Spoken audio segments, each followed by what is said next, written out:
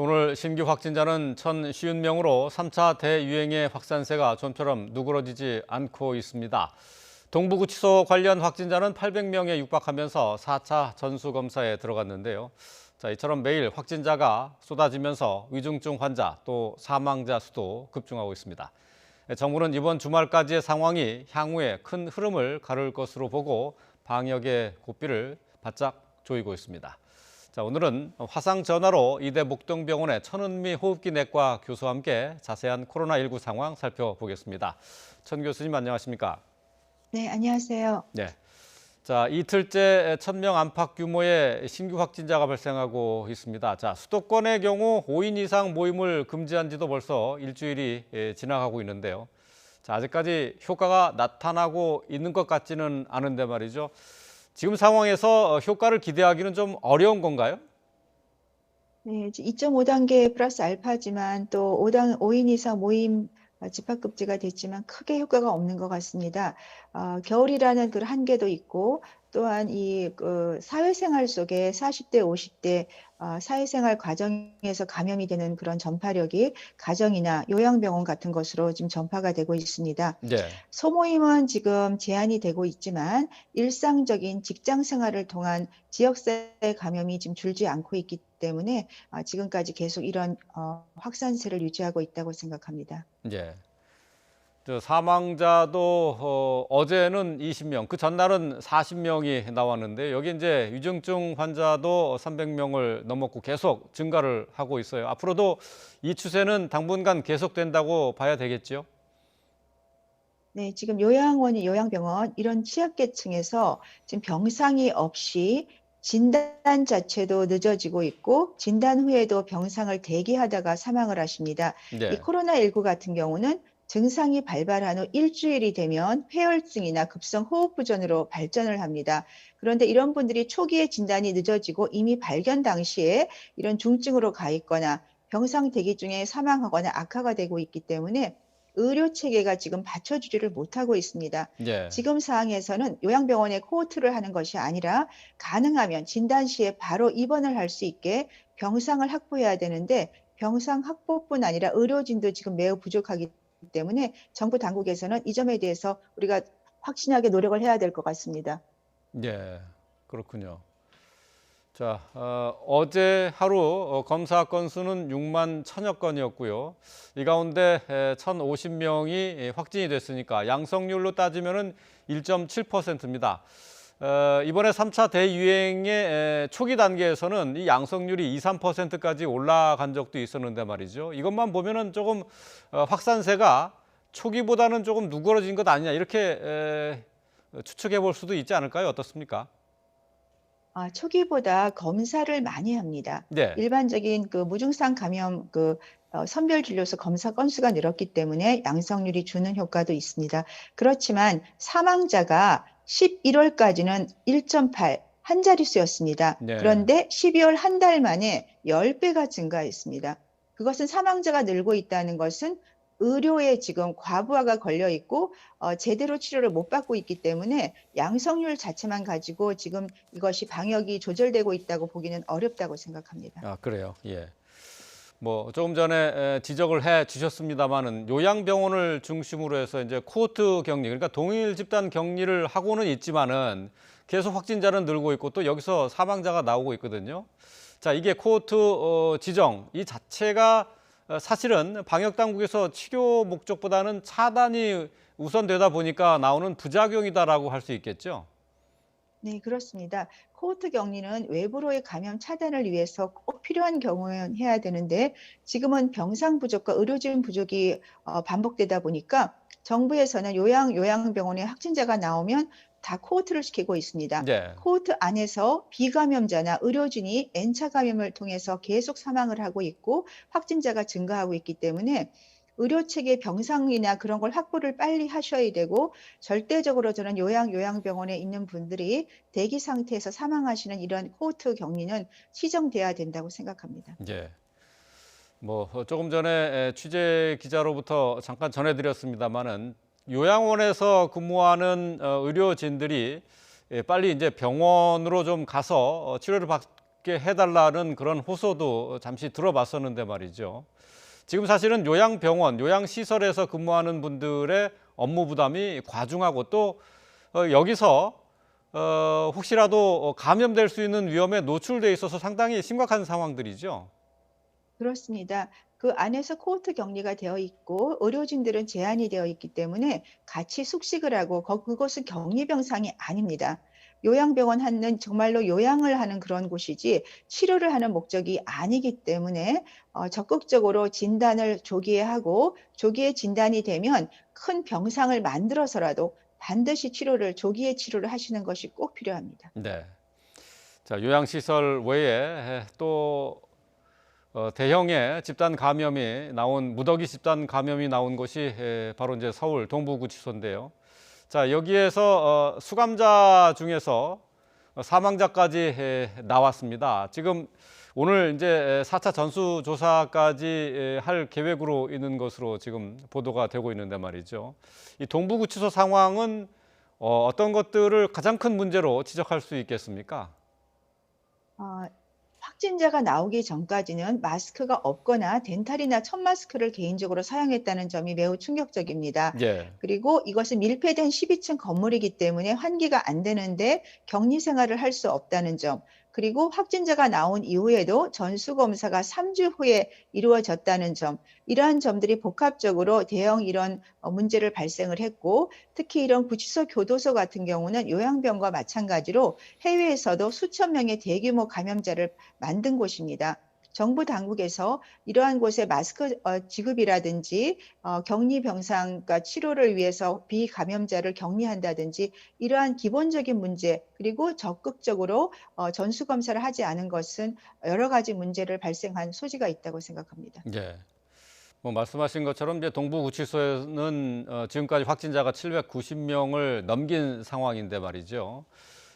마스크 지급도 제대로 안 된 것도 문제지만은 또 첫 번째 확진자가 나왔을 때 바로 검사에 들어가지 않고 3주나 늦게 들어간 것도 좀 석연치 않은 부분이 많이 있어요. 네, 그렇습니다. 우리가 요양병원이나 일반 검사에서는 적극적으로 검사를 하시는 것 같은데 이런 구치소 같은 대형 많은 분들이 밀폐된 공간에 있는 곳에서 확진자가 나왔는데 3주 후에 전수검사가 됐다는 것은 중간에 뭔가 체계에서 방역 체계에 큰 문제가 있다고 생각이 듭니다. 그 네. 책임에 대해서는 앞으로 꼭 확인이 필요하다고 생각합니다. 네. 동부구치소의 집단 감염 상황을 놓고 지금 뭐 책임 문제, 책임 소재 가지고 또 논란이 일고 있는데요. 자, 이런 상황에서 서울시가 한 집에 한 사람은 코로나19 선제 검사를 받도록 요청하고 나섰습니다. 어제 서울시의 발표 내용이었는데요. 잠시 들어보고 오겠습니다. 임시 선별검사소 운영이 2주간 더 연장될 예정입니다. 모든 분들이 다 받는 부분보다는 지금 지역에 있는 잔존 감염을 찾아내기 위해서 보다 많은 사람들이 이제 어렵게 받아들이지 않고 쉽게 받아들이기 위해서 저희들이 한 가구 1인 선제 검사 받기 캠페인을 시작했다는 것을 말씀드립니다. 많은 분들께서 증상이 있거나 또 조금이라도 불안하시면은 임시 선별검사소에서 검사를 받아주시기를 다시 한번 요청드립니다. 네, 수도권의 임시 선별진료소 2주간 운영이 연장이 됐습니다. 그런데 이제 서울시에서 한 가구당 한 사람씩 반드시 검사를 받아달라 하는 캠페인을 시작을 했어요. 그러니까 가구당 일단 코로나19에 대한 감염 여부에 대한 샘플 조사를 해보겠다는 것이겠죠? 네, 그렇습니다.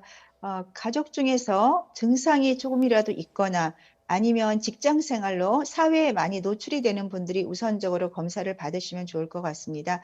그렇지만 코로나19는 잠복기가 4일에서 5일 정도 되기 때문에 네. 한 번만 받는 것으로는 사실은 많은 감염자를 놓칠 수가 있습니다. 정기적인 검사가 필요하기 때문에 적극적으로 한 번 정도는 받는 것이 필요하지만 그 이후에 코로나19가 종식될 때까지는 우리가 개인적으로 가정에서 이 검사를 반복적으로 할 수 있는 그러한 도구도 필요하다고 생각합니다. 네.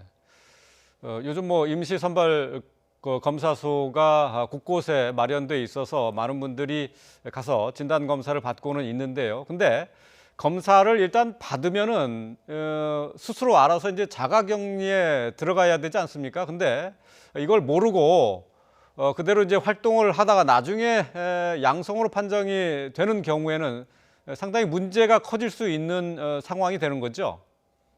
그렇습니다. 자가격리에 들어가야 되는데 검사를 하고 결과가 나오기 전까지 본인은 괜찮다고 이렇게 여러 가지 활동을 하시면 그중에는 분명히 확진자가 나올 수 있기 때문에 예. 검사 후에는 반드시 최대한 이런 방역 수칙을 잘 지켜주는 것이 필요하겠습니다. 예. 그러니까 이제 검사를 받은 뒤에 혹시라도 이제 돌아다녔다가 나중에 양성 판정을 받게 되면 이것도 자가격리 수칙 위반인가요? 여기에 대한 책임도 따르게 되는 건가요? 사실은 뭐 확진이 된 경우가 아니기 때문에 문제를 좀 삼기는 어려울 수 있습니다만은 그 과정에서 가족이나 다른 주변 분들을 감염을 시킬 수 있기 때문에 네. 이건 개인적으로 꼭 책임을 져야 할 문제고 그래서 우리가 검사 후에는 최대한 마스크 착용이나 가족 간과도 조금 떨어져서 생활하는 그런 방식이 필요할 것 같습니다. 네. 자, 변이 바이러스에 관련된 얘기를 좀 나눠보도록 하겠습니다. 영국발 변이 바이러스가 앞으로 전 세계 유행을 주도할 것이다라는 전망이 나오고 있는데요. 자, 천 교수님도 앞으로 3차 대유행이 아닌 4차 대유행, 이 변이 바이러스로 시작될 수 있다고 보십니까? 네, 4월에 이태원발에 그때 바이러스가 한 6배에서 10배 강한 바이러스로 바뀌었습니다.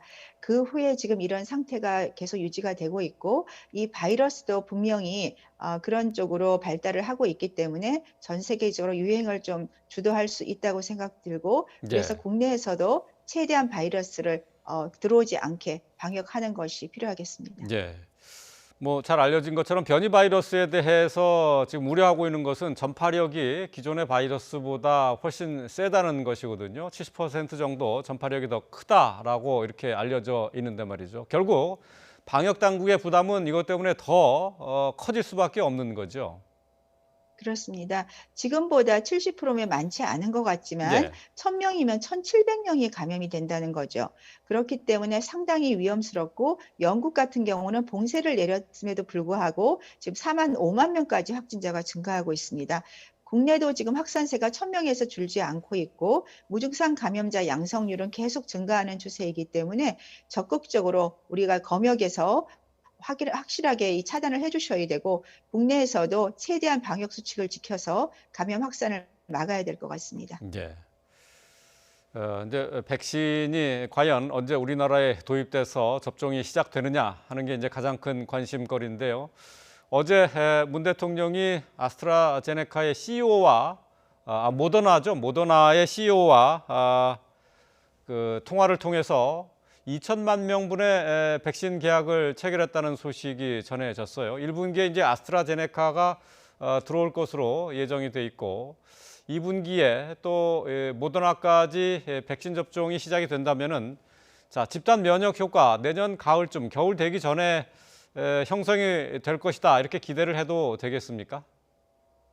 말씀하신 대로 아스트라제네카와 모더나 2천만 명분이 다 동시에 들어와서 1분기와 2분기 이내에 접종이 가능하다면 예. 집단 면역이 일부분 분명히 생길 수 있습니다. 그렇기 때문에 계약도 물론 중요하지만 말씀하신 그러한 백신이 어느 시기에 어느 정도 들어와서 어느 정도 맞을 수 있는지의 구체적인 계획을 발표를 해 주시면 국민들이 훨씬 안정적으로 우리가 이 어려운 이 시기를 잘 극복할 수 있는 계기가 되리라 생각합니다. 예.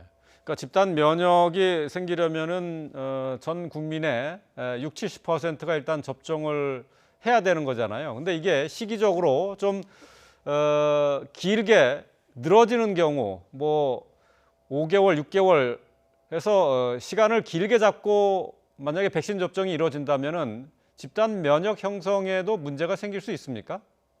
그렇습니다. 지금 코로나19 바이러스가 어느 정도 면역이 지속이 되는지는 알려져 있지 않습니다. 그렇기 때문에 봄부터 가을까지 너무 장기간 백신을 맞게 되면은 집단 면역의 형성에 문제가 올 수 있습니다. 그래서 1분기와 2분기 이내에 가능하면 대부분의 국민이 면역을 획득을 해야지만 가을에 이 코로나19 재유행이 되거나 다른 문제가 생길 때 우리가 이 면역 효과를 가질 수 있기 때문에 접종 시기에 어느 정도 국민들이 맞을 수 있는지가 매우 중요하다고 생각합니다. 예.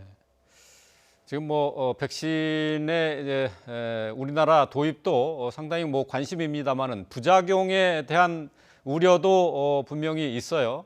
지금 현재까지 나타난 백신 접종 과정에서 보여주고 있는 부작용 현상은 저희가 걱정해야 될 수준입니까? 아니면은 무시하고 맞아도 된다고 보십니까? 네, 임상 3상 연구 결과에서는 우리가 보통 독감 백신 접종 시에 나타나는 정도의 부작용이었기 때문에 문제가 없었고요. 최근 이제 화이자, 모더나 백신을 맞기 시작하면서 이렇게 알레르기 반응, 그러니까 알레르기가 원래 있던 분들은 맞지 말라는 권고가 되어 있고요. 안면마비도 몇 분 있으셨는데 대부분 다 좋아졌습니다. 예. 하지만 심장이 좀 안 좋았던 경우라든지 이런 경우에 한 명 사망을 했습니다만, 그러니까 면역이 아주 떨어져 있거나 다른 기저질환이 조금 심각한 경우에는 백신 접종에 대해서 조금 더 고려해보고 예. 앞으로도 백신 접종 후에 좀 상태를 보고서 접종하는 것도 도움이 될 것 같습니다. 우리나라에 이제 가장 먼저 들어오는 백신은 아스트라제네카로 지금 되어 있습니다. 이제 빠르면은 내년 2월쯤에 들어와서 접종이 시작될 텐데 아직까지 이 아스트라제네카에 대해서는 임상 시험 결과가 나타나 있지 않고 부작용이나 약효에 대해서도 정확하게 아직 확정적인 발표가 없는 상황이거든요. 문제 없을까요? 네, 아스트라제네카는 지금 임상 3상 중에 용량에 따라서 예방률이 다르게 나온 부분이 있었습니다. 그리고 부작용에 대해서도 조금 늦게 보고가 되면서 FDA 허가가 늦어지고 있습니다. 추가 임상 3상이 지금 진행을 하고 있기 때문에 영국에서 승인 후에 미국 FDA가 그 결과를 보고 삼아 승인을 할 예정으로 알려져 있습니다. 예. 국내에도 1분기에 들어오기는 하겠지만 다른 나라의 어떤 그런 상황이나 그리고 아스트라제네카에서 최종 결론에 대한 그런 검토를 보시고 결정을 하실 거기 때문에 2월에 맞게 되기를 희망하지만 그것은 아스트라제네카의 최종 임상 결과 후에 결정을 할 수 있을 것 같습니다. 네.